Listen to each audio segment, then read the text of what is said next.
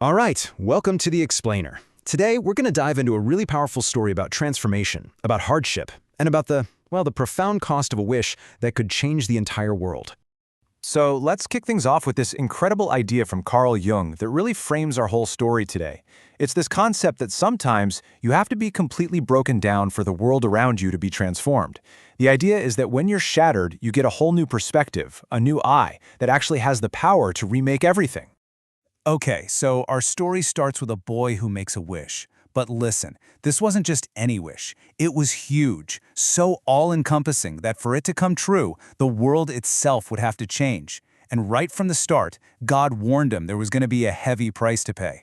Now, the thing you've got to understand is this wasn't some selfish wish. It was for everyone. And because of that, the world as it was, well, it just couldn't handle it. God basically explained that for this wish to come true, everything, and I mean everything, had to be taken apart and rebuilt from the ground up. And that process, it was going to be anything but easy. So as the boy got older, things got complicated. His path was paved with some really tough lessons. He and God would have these private conversations and, well, they didn't always see eye to eye. This often led to what really felt like punishment. And we're not talking about simple little tests here. These were real disputes with real consequences. The boy would get angry, go off on his own, but he always came back. It almost became this game between them. He'd try to catch his own mistakes before God had to step in. But when he didn't, he could only laugh because he knew a lesson was coming. But what if these punishments were actually something else entirely? Theology actually gives us a totally different lens to see this through.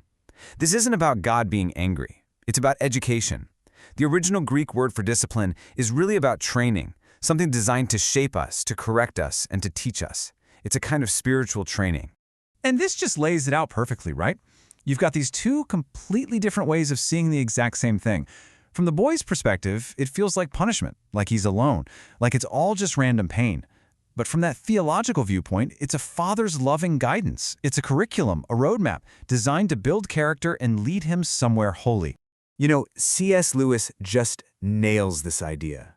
He says that pain absolutely insists on being noticed. It's not random. It's God's megaphone. It's the tool he has to use to get our attention when the world has made us too deaf to hear the whispers. It's a terrible instrument for sure, but it plants the flag of truth right in the heart of a rebel soul. So where does all this lead? Well, almost inevitably, this whole painful education brings the boy to his absolute lowest point. He enters this period of just profound spiritual desolation, a darkness that feels like it's going to swallow him whole. And we have to be clear here, this isn't just about feeling sad or even being depressed. This is a specific spiritual state that mystics have talked about for centuries. It's a crisis where you feel completely and utterly abandoned by God, like every prayer you send up just hits the ceiling and falls back down. So why would this happen? Well, there's a really profound purpose here. Mystics like St. John of the Cross explain it as a kind of purification. God intentionally takes away the good feelings, the warm fuzzies of faith, to clean out the soul. The whole point is to get you to seek the God of consolation, not just the consolations of God. Big difference. Think of it like this. It's a weaning process. It's about growing up, spiritually speaking. It's a journey from being totally dependent on good feelings to having a mature, resilient faith that can stand on its own, even when those feelings are gone.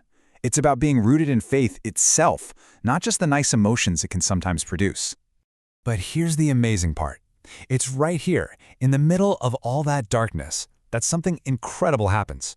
After watching himself for years, spiritually and physically, the boy discovers he has this power to completely transform his inner world. And this was a total game changer. He realized he had a choice. He learned he could literally just flip a switch inside his own mind, from angry to happy, just like that.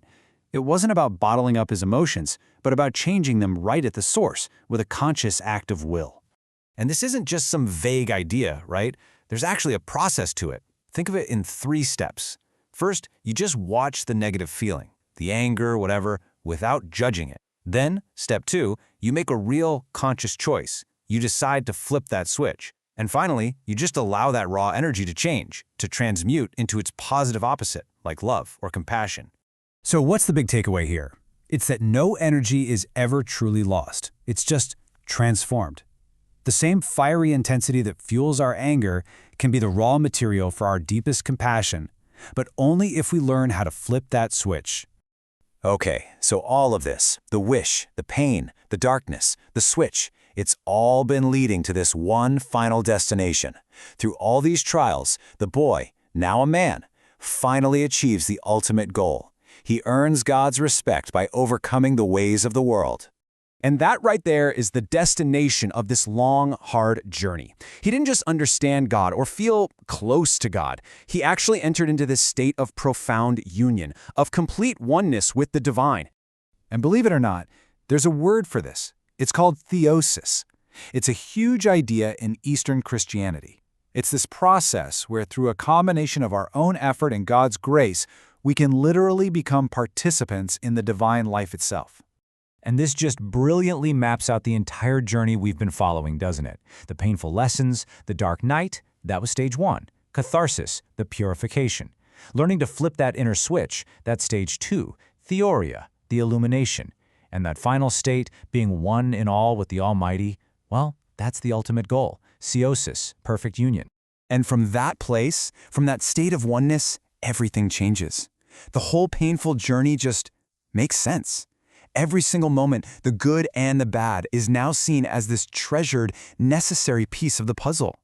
If he had the chance to go back and change any of it, he wouldn't. He learned that even the tears of sadness are part of a beautiful journey worth taking. Which brings us right back to where we started, with that Jung quote. If real transformation requires some kind of destruction, a breaking down of the old you and the old world, what are you willing to let go of? What parts of your world have to fall away to make space for the wish you hold for yourself and for all of us?